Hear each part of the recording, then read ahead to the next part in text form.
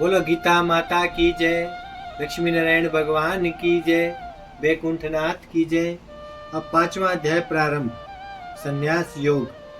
अर्जुन बोले, हे कृष्ण, तुमने पहले कर्मों को त्याग करने को कहा, फिर करने को प्रशंसा करते हो। इन दोनों में जो अधिक हितकर है वह एक बात निश्चय करके बतलाओ। श्री कृष्ण जी बोले, कर्मों का त्याग और कर्मों का करना ये दोनों ही मोक्ष देने वाले हैं, परंतु इन दोनों में कर्म त्याग से कर्म योग हितकर है। जो किसी से द्वेष नहीं रखता, न किसी पदार्थ को इच्छा करता है, वह सन्यासी है। ऐसा पुरुष संसार में बंधनों से छूट जाता है। सांख्य और योग को मूर्ख लोग ही पृथक पृथक कहते हैं, पंडित नहीं कहते हैं। जो इन दोनों में से एक में भी अच्छी तरह स्थित हो जाता है, उसको दोनों का फल प्राप्त होता है। ज्ञान योगियों को जो स्थान मिलता है वही कर्म योगियों को प्राप्त होता है। ज्ञान योग व कर्म योग एक ही है। कर्म योग के बिना संन्यास को प्राप्त होना दुष्कर है। कर्म योग करने वाले मुनिजन को ब्रह्मा प्राप्त होने में विलंब नहीं लगता। कर्म योग करने वाले मुनिजन को ब्रह्म प्राप्त होने में विलंब नहीं लगता। कर्म योग युक्त शुद्ध अंतकरण वाला, मन तथा इंद्रियों को जीतने वाला, संपूर्ण प्राणियों में अपनी आत्मा को देखने वाला, कर्म करता हुआ भी कर्म फल से लिप्त नहीं होता। योग युक्त तत्ववेता पुरुष देखते हैं, सुनते हैं, स्पर्श करते हैं, सूंघते हैं, खाते हैं, चलते हैं, सांस लेते हैं, तो भी यह मानते हैं कि मैं कुछ नहीं करता। ये बोलते हैं, त्यागते हैं, ग्रहण करते हैं, परंतु यह मानते हैं कि मैं कुछ नहीं करता। यह बुद्धि धारण करते हैं कि इंद्रियां ही अपने अपने विषयों में वृत्ति हैं।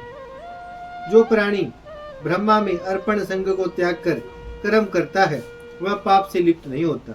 जैसे कमल पत्र पर जल नहीं ठहरता, योगी जन शरीर से, मन से, बुद्धि से तथा इंद्रियों की आसक्तियों से रहित होकर आत्मा शुद्धि के निमित्त कर्म करते हैं।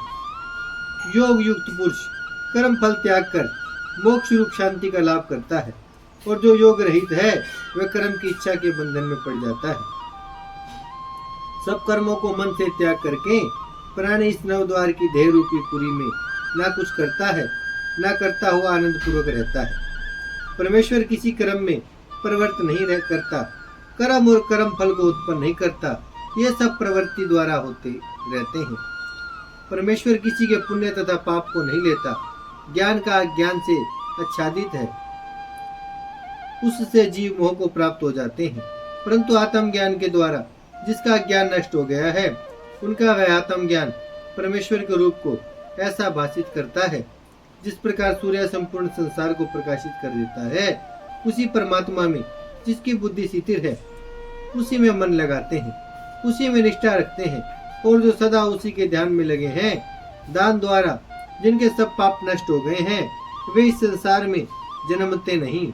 विद्या और विनय से संपन्न ब्राह्मण में, गाय में, कुत्ता में और चंडाल में पंडित जन की दृष्टि समान रहती है।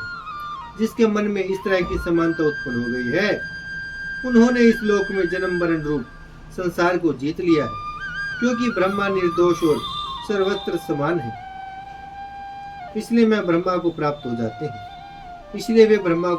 जाते हैं। जो प्रिय पदार्थ को पाकर प्रसन्न और अप्रिय को पाकर खिन्न नहीं होते, ऐसे शिथिल बुद्धि वाले मोहरहित ब्रह्मावेता को ब्रह्मा शिथिल जानो। भारी पदार्थों में जो चित्त को आसक्त नहीं होने देता, वही आत्म सुख का अनुभव करता है, और ब्रह्मा में अंतकरण को मिला अक्षय सुख मोक्ष प्राप्त करता है। वे इंद्रियों के स्पर्श से जो भोग देते हैं, वे वस्तु दुखदायी होते हैं। उनका आदि भी है और अंत भी है। हे कौन्ते, ज्ञानी लोग ऐसे भोगों में रत नहीं होते। शरीर छूटने के पहले जो मनुष्य काम और क्रोध के वेग को सहन करने में समर्थ होता है, वही योगी और सच्चा सुखी है। जो योगी आत्म सुख से सुखी, अंतरात्मा के आनंद से आनंदित और अंतर ज्योति से ही प्रभावित है, वह ब्रह्मा रूप होकर ब्रह्मा निर्वाण मोक्ष को प्राप्त होता है। पाप जिसके नष्ट हो गए हैं, कुबुद्धि दूर हो गई, मन को जिन्होंने वश में कर लिया है, जीव मात्र का जो हित चाहते हैं, ऐसे योगी को ब्रह्मा निर्वाण प्राप्त होता है। काम तथा क्रोध जिनमें नहीं है, मन के वेग को जिसने रोक लिया है, ऐसे आत्मज्ञानी योगियों को ब्रह्मा निर्वाण सहज ही प्राप्त होता है। बाहरी पदार्थों के संयोग से अलग रहकर दोनों भवों के बीच में दृष्टि लगाकर नासिका के भीतर चलने वाले प्राण तथा अपान वायु को सम करके इंद्रियां, मन और बुद्धि को वश में करके इच्छा, भय, क्रोध को त्याग कर मोक्ष की इच्छा करने वाले योगी जीवन मुक्त हैं।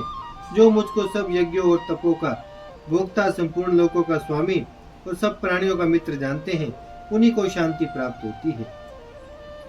बोलो गीता माता की जय, लक्ष्मी नारायण भगवान की जय, गंगा मैया की जय, वैकुंठनाथ की जय। भजमन नारायण नारायण नारायण, श्रीमन नारायण नारायण नारायण, लक्ष्मी नारायण नारायण नारायण, सत्य नारायण नारायण नारायण, भजमन नारायण श्रीमन नारायण, लक्ष्मी नारायण सत्यनारायण, भजमन नारायण नारायण नारायण। गीता माता की जय, गंगा मैया की जय, धरती माता की जय, शिव परिवार की जय। जय